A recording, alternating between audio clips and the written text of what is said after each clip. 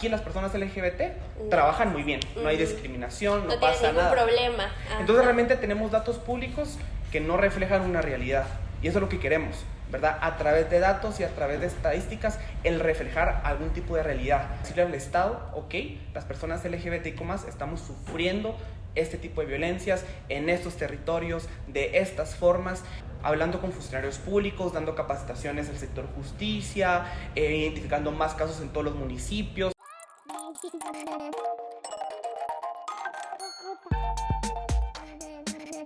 Hola, sean todos bienvenidos a Ni Tan Diversas, un espacio que queremos crear como vidas paralelas para poder compartir y platicar de temas muy importantes.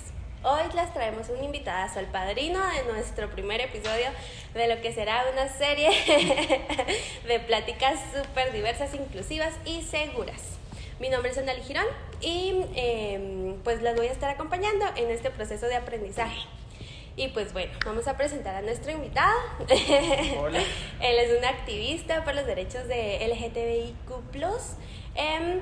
y también está encargado del Observatorio de Derechos Humanos y Violencia igual por identidad de género. Y orientación sexual. Y orientación sexual.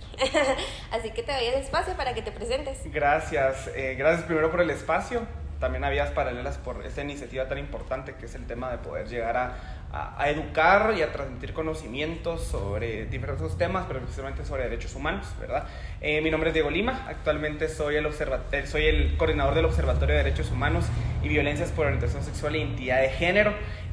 Ya llevo más de 2 años trabajando en el observatorio, entonces creo yo que tengo al menos el conocimiento para poder hablar sobre lo que hacemos dentro del observatorio, ¿verdad? Y pues eso, ¿verdad? Y aparte de ser un activista, pues también procuro todo el tema de la asesoría legal en el observatorio junto con nuestra abogada. Entonces hacemos ahí varios temas, pero el punto aquí es fortalecer los derechos humanos de las personas LGBTQ+ en Guatemala. Sí, y es bastante importante, y así como lo decías, ya llevas 2 años, yo siento que tienes como que suficiente experiencia para poder platicarnos como que experiencias, vivencias, anécdotas que tú has tenido y que también has vivido con otras personas que, pues, los que estamos inmersos un poquito en esto, pues sabemos que es bien duro y es bien complejo todo esto. Pero entonces, empecemos. A mí me gustaría como que nos contaras y nos comentaras de dónde nace la idea del observatorio o de dónde vieron la necesidad para poder crear el observatorio. Ok, es bastante importante el conocer cuál es la necesidad del observatorio porque podemos reflejar cuál es el objetivo del mismo. En primer momento vimos que había una deficiencia de parte del Estado en cuanto al registro de datos, ¿verdad? Tú le preguntas al Ministerio de Trabajo cuántas denuncias de personas LGBTQ+ por discriminación laboral existen o tienen registradas. ¿Tú cuántas crees que tienen? Ninguna. Tienen 2. 2. O sea, cualquier persona que vea ese número, digamos una persona extranjera, ¿verdad? Viene y dice, en Guatemala solo hay 2 denuncias en el Ministerio de Trabajo por discriminación laboral. Piensa, aquí las personas LGBT trabajan muy bien, no hay discriminación, no pasa nada. No tiene ningún problema. Entonces realmente tenemos datos públicos que no reflejan una realidad y eso es lo que queremos, ¿verdad? A través de datos y a través de estadísticas, el reflejar algún tipo de realidad. Esa realidad que realmente demuestre cuáles son las violencias que atraviesan los cuerpos LGBTQ+ en Guatemala. Lo mismo pasa con el Ministerio Público, por ejemplo, cuántos delitos denuncian las personas LGBT. Tenemos una gran falencia de parte del Estado. Entonces, el observatorio lo que hace es justamente generar ese tipo de datos, generar ese tipo de estadística para poder llegar a tener al menos algún tipo de evidencia, ¿verdad? Para decirle al Estado, ok, las personas LGBTQ+ estamos sufriendo este tipo de violencias en estos territorios, de estas formas. Y aparte, no solo el tema del registro de datos, porque muchas personas nos dicen, es que ustedes solo cuentan muertos o solo cuentan agresiones, pero más allá de solo registrar datos, ¿verdad? Y de documentar casos de violencia en contra de personas LGBT, aparte de eso es también cómo se analizan, ¿verdad? Es decir, cómo a través de un dato podemos interpretar que, por ejemplo, en Quetzaltenango está pasando este tipo de situaciones, ¿verdad? A través ahora de los datos del observatorio sabemos que, por ejemplo, el departamento de Izabal es un departamento con mucha violencia en contra de personas LGBT. Entonces, a través de esos datos nos permitieron saber que en ese territorio hay que hacer algo. Entonces, a través de esos datos, ahorita estamos enfocándonos mucho en Izabal, hablando con funcionarios públicos, dando capacitaciones al sector justicia, identificando más casos en todos los municipios. Justamente la semana pasada estuve en el Story Zabal identificando casos, porque a través de esos datos nos permiten hacer o saber qué podemos hacer, ¿verdad? Entonces, no solo es como registrar datos, sino también el tema de qué vamos a hacer con esos datos, ¿verdad? Pero contestando la pregunta en general, era porque justamente el Estado nos ha fallado en el registro de datos. Sí, 100%, y creo que de ahí, o sea, de esto podemos derivar un montón de cosas y un montón de temas, pero también se me hace importante, y esto que comentaste, de que el observatorio entonces se ha dedicado a capacitar. Así es. ¿Y cómo estas capacitaciones, o cómo han sentido ustedes la experiencia de la percepción de las personas que quizás no son tan abiertas, etcétera, etcétera, etcétera, a este tipo de capacitaciones? Fíjate que nos ha costado, y más obviamente con funcionario público, ¿verdad? Nosotros creamos un proyecto piloto que justamente nació aquí en Quetzaltenango, que son las mesas técnicas de contención y prevención de la violencia por prejuicio, que el punto era justamente reunir a varios funcionarios públicos de todas las instituciones públicas que podamos convocar, y poder llegar a dialogar con ellas cuáles eran sus necesidades. Es decir, le preguntamos al Ministerio Público de aquí en Quetzaltenango: ¿qué necesitas tú para atender de una buena forma a las personas LGBT? A la defensa pública penal, a la policía. Entonces, creamos una metodología de al menos 8 reuniones en donde pues capacitamos, en donde creamos planes estratégicos, en donde identificamos falencias, en donde apoyamos con material metodológico. Entonces, al menos al principio sí es un poco difícil, porque funcionarios públicos muy puntuales y es como no lo toman en serio, piensan que solo vienen a comer y cualquier otro tipo de situación, ¿verdad? Pero al menos aquí en Quetzaltenango la experiencia ha sido muy buena, ¿verdad? No hemos tenido funcionarios públicos que nos hayan rechazado, que nos hayan dicho estos temas no se tocan acá, pero en otros departamentos sí ha sido un poquito renuente, ¿verdad? El hecho de que nos empiezan a decir de que no es necesario, de que en ese territorio no pasa nada, y que es algo por gusto lo que estamos haciendo, pero al menos ese tipo de dinámicas es importante porque uno empieza a ver con qué funcionarios públicos hay que trabajar más, ¿verdad? Pero, en fin, es un reto, ¿verdad? Es un reto trabajar ese tipo de capacitaciones con funcionario público. Sí, y esto que justo que mencionabas me parece tan como que cercano, porque Vidas Paralelas igual está trabajando con un proyecto que da acompañamiento psicológico y legal a personas que han sido violentadas. Y sí, o sea, como que las promotoras de estos derechos llegaban a las comunidades, en específico en Quiché, y no, ahí les decían, no, aquí no hay de eso, aquí no existe eso, pero no, existe, pero es también como que un trasfondo de miedo a denunciar por todas las trabas que le ponen a uno al momento de denunciar. Claro. Ajá, entonces a mí me gustaría que nos compartieras, o sea, en relación a esto, a las denuncias, ¿no les ha costado tanto en relación a las investigaciones o con enfoque a las investigaciones por el tema de denuncia o el simple hecho del miedo a la denuncia en Guatemala? Sí, justamente en todas las capacitaciones, y principalmente es PNC y Ministerio Público, que siempre lo veo más como un reclamo, porque nos dicen, ay, es que ustedes no denuncian, ¿verdad? Nosotros no discriminamos, aquí estamos, podemos atenderles al igual que todos y todas, aquí no pasa nada, son ustedes los que no denuncian. Pero también hay que entender el trasfondo de por qué no denunciamos. O sea, para una persona trans, por ejemplo, una mujer trans que vive en la calle y que es trabajadora sexual, o sea, implica una carga social y una carga emocional ir a denunciar ante la policía. O sea, realmente le tenemos miedo a las instituciones públicas y tenemos todo nuestro derecho. O sea, está históricamente comprobado que ha sido la PNC, el Ministerio Público, las principales instituciones que más se han violentado los derechos humanos de las personas LGBT, y no solo en Guatemala, sino a nivel latinoamericano. O sea, tenemos el caso de Vicky Hernández versus Honduras, el caso de Azul Rojas Marín versus Perú, ¿verdad? O sea, realmente tenemos mucho miedo a denunciar. Entonces, primero, que las instituciones públicas no deben de quedarse con los brazos cruzados esperando a que denunciemos. Tienen que hacer cosas positivas para que nosotros y nosotras y nosotres nos sintamos seguros a ir a denunciar, ¿verdad? Entonces ahí está el tema de crear espacios seguros, ¿verdad? Nosotros, al menos desde el observatorio, lo que hacemos es que a la hora de que capacitamos, brindamos algún tipo de material gráfico para que ellos puedan colocar en sus lugares de trabajo, y que pues el material gráfico dice así como: esto es un espacio seguro para ti, respetamos los derechos humanos de las personas LGBT. Entonces, solo con poner eso ya está creando un espacio seguro, porque la persona LGBT que vaya a denunciar va a ver eso y va a decir, ok, este funcionario público sabe quién soy, está sensibilizado, sabe que yo sufro obstáculos muy particulares, entonces vamos a poder llegar a denunciar. Entonces, si no se quitan esas barreras, porque realmente piensan las instituciones públicas que simplemente no tienen que hacer nada y esperar a que denunciemos. No, tienen que crear las condiciones necesarias para que nosotros denunciemos, ¿verdad? Entonces, ha sido muy complejo, pero al menos el Ministerio de Trabajo, concretamente, que no es tanto a lo penal, pero sí nos ha funcionado mucho ese tema de crear espacios seguros, ¿verdad? Sí han puesto los inspectores de trabajo estos materiales gráficos, y al menos sí sabemos que varias personas LGBT que van a ir a poner una denuncia laboral, sí se han fijado en eso y sí se han sentido más cómodas con el Ministerio de Trabajo respecto a ese tipo de creaciones, pero sí, en general sí es bien complejo el tema de la denuncia, porque las personas LGBT, imagínate, si nosotros percibimos que ellos tienen miedo de denunciar con nosotros, que somos una organización LGBT, aliadas, imagínate con la PNC, ¿verdad? O sea, es muy complejo. Lamentablemente tenemos mucho temor a las instituciones, que es válido y es sí, justificado. 100%, sí, 100%, porque es como toparte con pared. O sea, ya te empoderaste de poder decir, el primer paso, sí, fui violentado. Segundo paso, denuncia.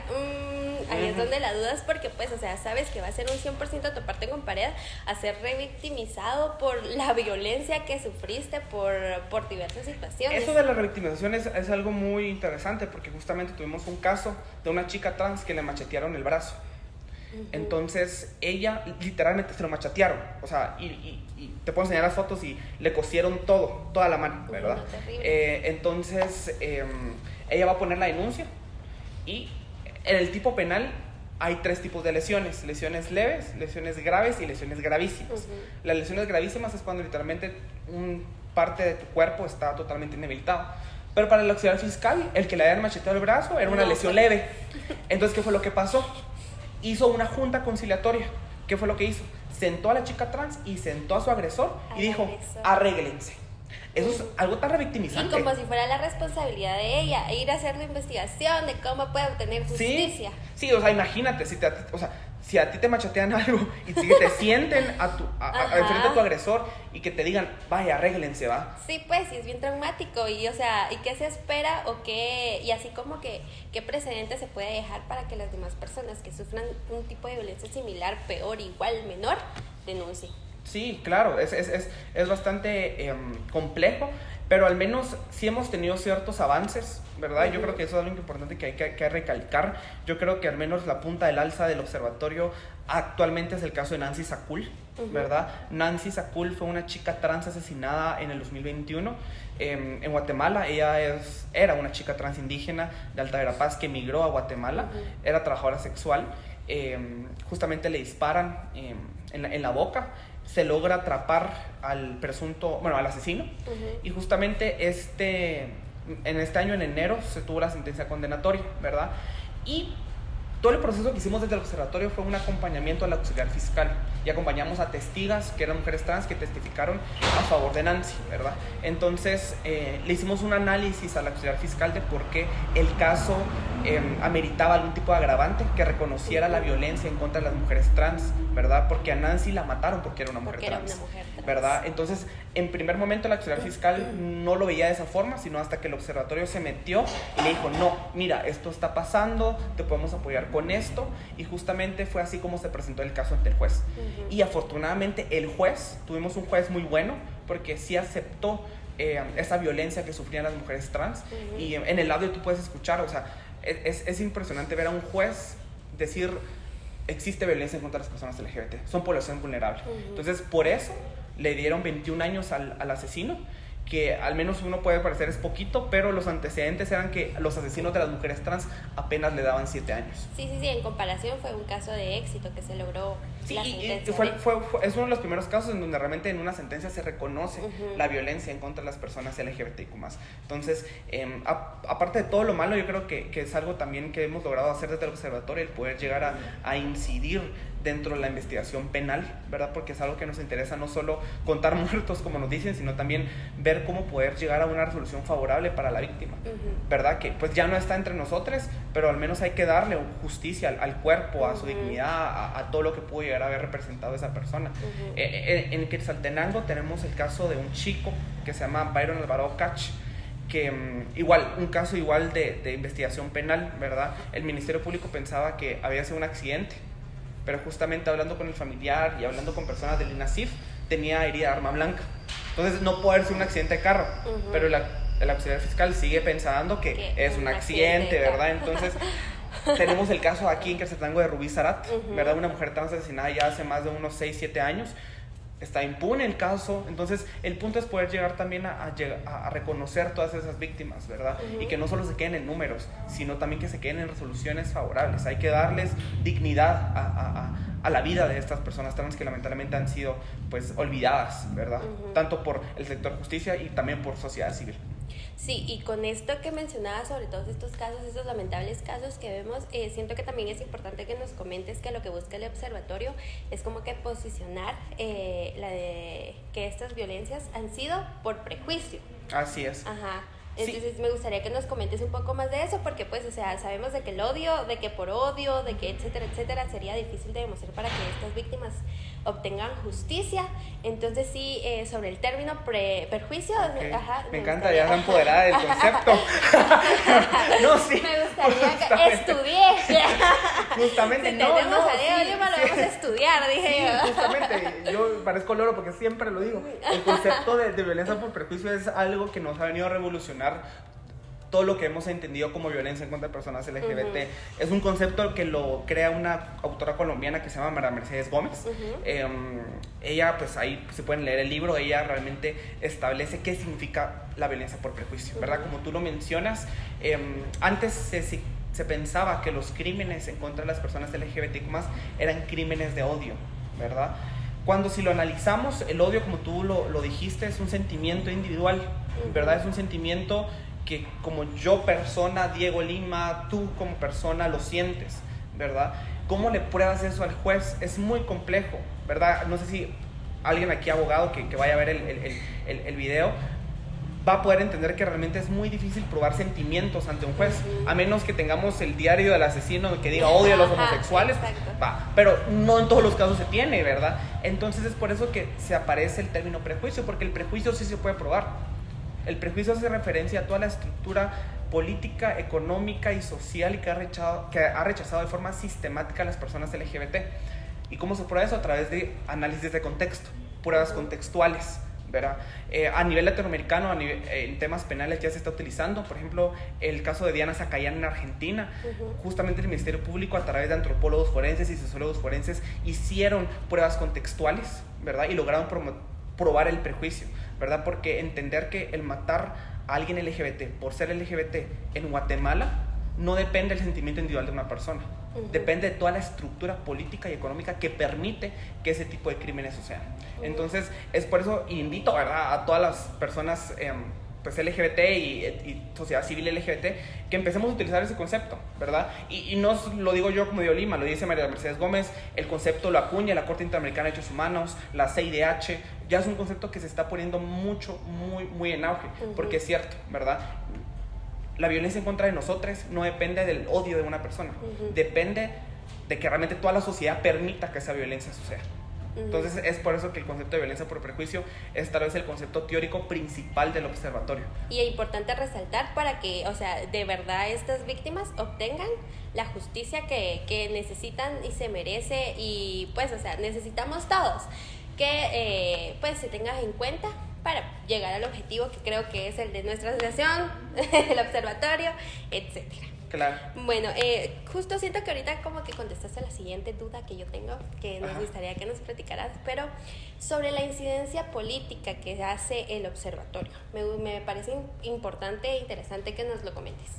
Sí, realmente en temas de incidencia lo que hacemos primero es posicionarnos como observatorio, que nuestros datos sean visibilizados en documentos que realmente sean importantes a nivel Estado. Por ejemplo, parte de nuestra incidencia es que el OACNUD, ¿verdad?, que es la Oficina del Alto Comisionado de Naciones Unidas en Guatemala, ya en todos sus informes, al menos a partir del año 2021, en sus informes ya colocan, ¿verdad?, el tema de los datos del observatorio, ¿verdad? El hecho de que una institución o una agencia internacional como lo es OACNUD utilice nuestros datos como referente para poder demostrar violencia en contra de personas LGBT, a nosotros nos parece ya un éxito como tal. Justamente a nivel internacional, el año pasado hicimos un trabajo de incidencia en el marco del examen periódico universal EPU de Guatemala, ¿verdad? Tuve la oportunidad con la persona encargada de incidencia, concretamente del observatorio, ir a Ginebra para poder llegar a presentar los datos del observatorio a varios funcionarios del Sistema Universal de Derechos Humanos de la ONU, presentarles los datos para que justamente en enero, ¿verdad?, que fue el EPU de Guatemala, pudieran presentar recomendaciones a Guatemala acerca de violencia. Y afortunadamente logramos obtener 3 recomendaciones de temas de violencia. Y sabemos que fue porque el observatorio se sentó con ellos y les dijo, miren, eso está pasando en Guatemala, pregúntenle eso a Guatemala. Y justamente pues es parte también de la incidencia, en la incidencia penal, ¿verdad? El caso de Nancy Sacul creo que también es algo relevante.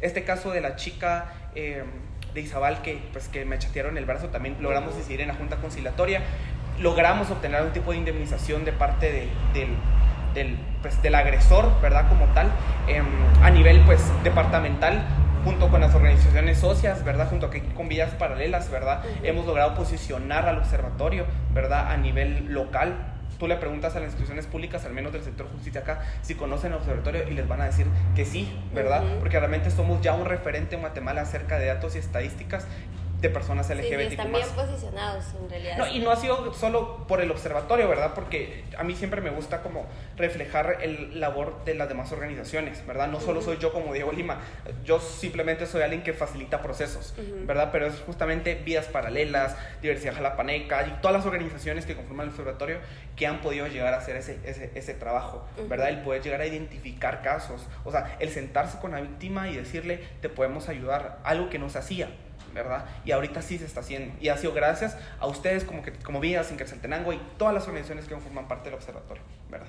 Ok, de acuerdo. Me parece súper interesante y me gustaría como que seguirte preguntando y cuestionando sobre todo porque escucharte es súper rico. Pero para ir cerrando un poquito esta conversación, me gustaría que igual, o sea, como que invites a las personas que nos escuchan, a las personas que van a ver esto, a la audiencia que vamos a ir creando para nuestro podcast, como que les comentes, los incites, les des como que esa apertura a todo esto que hemos hablado, a la denuncia, al identificar si han sido violentados, a como que se empoderen en estos temas y como que al siempre investigar, leer y saber sobre nosotros, sobre estas organizaciones que están 100% abiertas a poder apoyar a esta comunidad que es grande, que es muy muy grande y a veces se nos invisibiliza. Entonces como que es lo que tú quieras compartir para estas personas en relación a esto que acabamos de platicar. Sí, yo creo que igual es muy cliché el decir, los invito a denunciar, ¿verdad?